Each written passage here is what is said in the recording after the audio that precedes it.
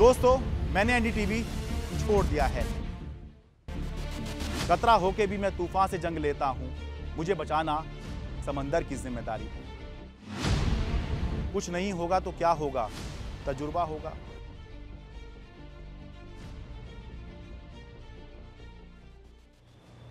नमस्कार, मैं शरद शर्मा। पिछले कुछ दिनों से लगातार मेरे जानने वाले, पहचानने वाले मेरे प्रशंसक पूछ रहे हैं कि मैं आखिर कहीं दिख क्यों नहीं रहा, कहां चला गया हूं। दोस्तों, मैंने एनडीटीवी छोड़ दिया है। 17 साल से ज़्यादा काम करने के बाद मैंने एनडीटीवी को थैंक यू कह दिया है, इस्तीफ़ा दे दिया है। दक्षिण दिल्ली के गेटरा कैलाश पार्ट 1 में अर्चना शॉपिंग कॉम्प्लेक्स एनडीटीवी का हेडक्वार्टर हुआ करता था। साल 2006 में पहली बार मैं यहाँ पर जर्नलिज्म स्टूडेंट के तौर पर आया और साल 2007 में मैंने एनडीटीवी ज्वाइन किया। उसके बाद से ये जगह मेरा दूसरा घर बन गई। हालांकि एनडीटीवी अब यहाँ से नोएडा शिफ्ट हो गया है, लेकिन मेरे लिए तो एनडीटीवी का मतलब यही रहा। NDTV, Archana shopping complex, Greater Kailash part 1, Delhi 48। जब एनडीटीवी यहाँ से नोएडा शिफ्ट कर रहा था, तब मेरे बहुत से सहकर्मियों ने इस बिल्डिंग के साथ अपनी यादों के फ़ोटो और वीडियो बनाए और सोशल मीडिया पर शेयर किए। लेकिन मैंने ऐसा नहीं किया, तो मेरे बहुत से जानने वालों ने मुझसे पूछा कि आप वीडियो क्यों नहीं बना रहे हैं। तो मैंने भी बस उस समय इतना ही कहा कि एक दिन ज़रूर बनाऊंगा, और आज वही दिन है। दोस्तों, केवल 21 साल की उम्र में मैं एनडीटीवी में रिपोर्टर बन गया था। अपने 17 साल एनडीटीवी में काम करने के दौरान मैंने केवल जनता के सरोकार की पत्रकारिता की, चाहे वो अन्ना हजारे का लोकपाल आंदोलन हो, बाबा रामदेव का कालाधन विरोधी आंदोलन हो, या दिल्ली के बॉर्डर पे हुए किसान आंदोलन। महंगाई की बात हो, सड़ते अनाज की बात हो, सब कवर किया। शहरों की समस्याएं हों, गाँव के मुद्दे हों, सब उठाए। पॉलिटिकल रिपोर्टिंग भी की, और उसमें आम जनता को कुछ इस तरह शामिल किया कि एक ट्रेंड सेट हुआ और ये देखा गया कि चुनावी रिपोर्टिंग या पॉलिटिकल रिपोर्टिंग में आम जनता से बात करना भी, उनकी राय लेना भी उतना ही ज़रूरी होता है जितना नेताओं से बात करना ज़रूरी होता है। अपने 17 साल के एनडीटीवी में काम करने के दौरान मैंने खूब प्रशंसक कमाए। वो प्रशंसक कमाए जिनको दुनिया की कोई दौलत नहीं खरीद सकती। तो अब सवाल ये कि मैंने एनडीटीवी क्यों छोड़ दिया। तो साल 2007 से 2024 तक एनडीटीवी में काम करने के दौरान मुझे देशवासियों का खूब प्यार मिला, और इसके लिए मैं उनका आभार भी व्यक्त नहीं कर सकता। बस ये कह सकता हूँ कि मेरे होने में आप सभी शामिल हैं। मैं आपके नाम नहीं जानता, आपका चेहरा नहीं पहचानता, लेकिन आप मुझे पहचानते हैं, मेरे काम को पहचानते हैं, उसका सम्मान करते हैं, और उसके लिए मैं जो कुछ भी कह सकूं वो शब्द कम पड़ जाएंगे।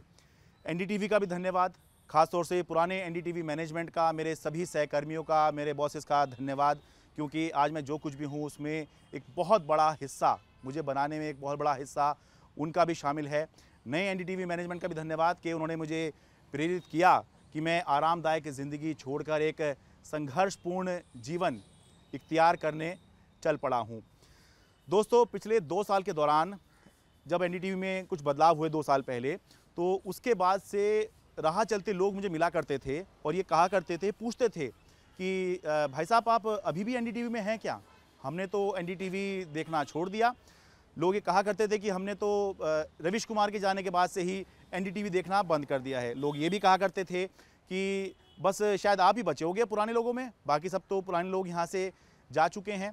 तो पिछले 2 साल में कभी वो दिन नहीं गुजरा जब लोग मुझे ये कहते हुए नज़र ना आए हों। लेकिन हाँ, पिछले 2 साल में ऐसे दिन भी आ गए थे, वो सुखद दिन भी आ गए थे जो रिपोर्टर के लिए बहुत बड़े होते हैं, जब लोग ये कहना शुरू कर दें कि शरद भाई, आपकी वजह से हम एनडीटीवी देख रहे हैं, वरना हमने एनडीटीवी देखना छोड़ दिया है। साल 2006 में रवीश कुमार जी की एक ग्राउंड रिपोर्ट देखकर मैं इतना प्रभावित हुआ कि फ़ैसला किया कि एनडीटीवी में ही काम करूंगा। साल 2007 में मेरा सपना पूरा भी हुआ जब एनडीटीवी में रवीश कुमार के साथ काम करने का मौका मिला। एनडीटीवी में काम करने के दौरान एक वो समय भी आया जब रवीश कुमार ने खुद कहा कि शरद, तुम इस दौर के सबसे शानदार रिपोर्टर्स में से एक हो। लेकिन 2022 में वो समय भी आया जब रवीश कुमार ने एनडीटीवी छोड़ दिया, और उसके बाद मेरे लिए बड़ी अजीब स्थिति हो गई थी, क्योंकि जिसको देखकर, जिस व्यक्ति को देखकर, जिस पत्रकार को देखकर या जिस आदर्श को देखकर मैं एनडीटीवी में आया था। अब जब वही एनडीटीवी में नहीं है तो मैं एनडीटीवी में रहूं या चला जाऊं, क्या करूं? लेकिन कहते हैं कि धर्म क्षेत्र कुरुक्षेत्र में हर व्यक्ति को अपने कुछ व्यक्तिगत फैसले खुद ही लेने होते हैं। तो ये फैसला भी हर व्यक्ति को, हर पत्रकार को, एनडीटीवी में काम करने वाले हर रिपोर्टर को, एडिटर को खुद ही लेना था कि वो रहे या जाए।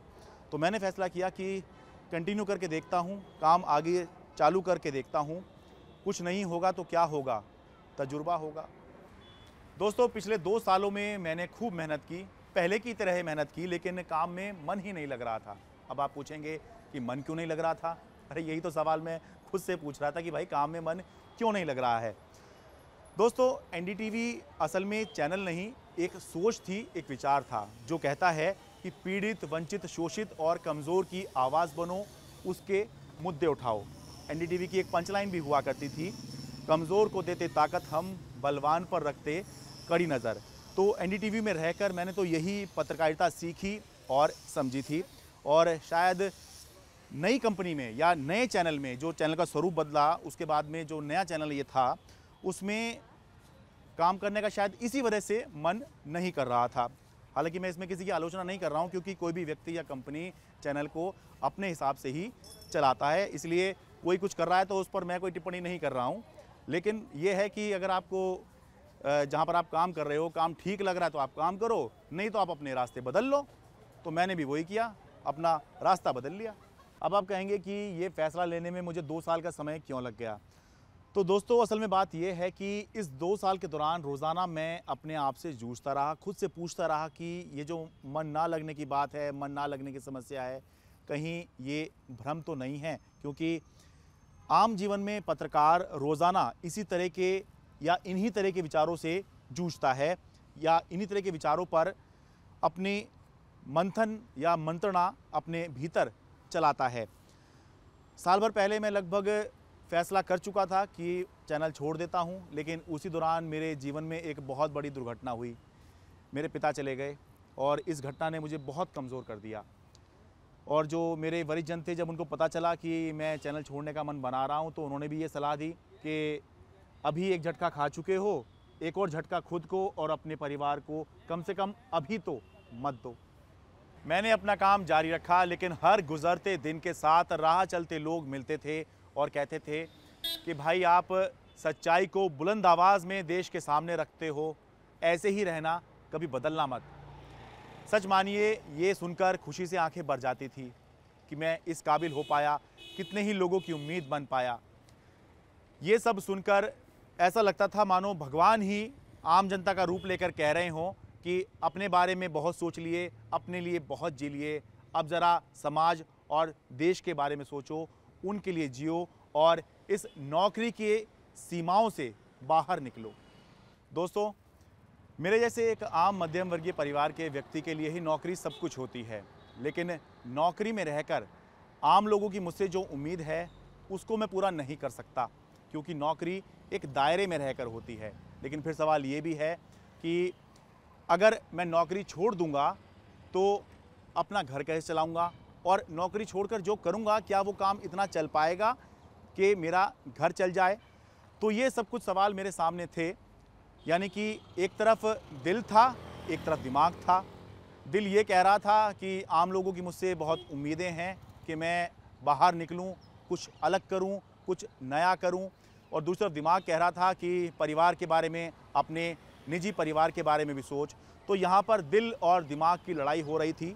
तो मैंने सीधा दिमाग से जाके बात करी और कहा कि मेरा दिल ये कह रहा है। तो दिमाग ने भी कहा कि जो दिल कह रहा है वही सुनना चाहिए, क्योंकि दिल वो कहता है जो भगवान कह रहा होता है। तो इसलिए अब मैंने दिल की आवाज़ सुन ली है, नौकरी छोड़कर मैं खुले मैदान में आ गया हूँ, और मुझे पूरी उम्मीद है कि इस लड़ाई में आप मुझे हारने नहीं देंगे। अर्ज़ किया है, कतरा होके भी मैं तूफ़ान से जंग लेता हूँ, मुझे बचाना समंदर की जिम्मेदारी है। तो दोस्तों, मैंने एनडीटीवी छोड़कर अपना चैनल शुरू किया है द स्वतंत्र के नाम से। स्वतंत्र यानी स्व का तंत्र, आपका अपना चैनल, आपका अपना तंत्र यानी सिस्टम। ये एक चैनल नहीं, एक उम्मीद है, एक कोशिश है। और इसमें मुझे आपका सहयोग नहीं, आपकी भागीदारी चाहिए। इंतजार कीजिए अगले वीडियो का, जो बताएगा कि इस कोशिश में हमारे साथ और कौन जुड़ रहा है। जय हिंद।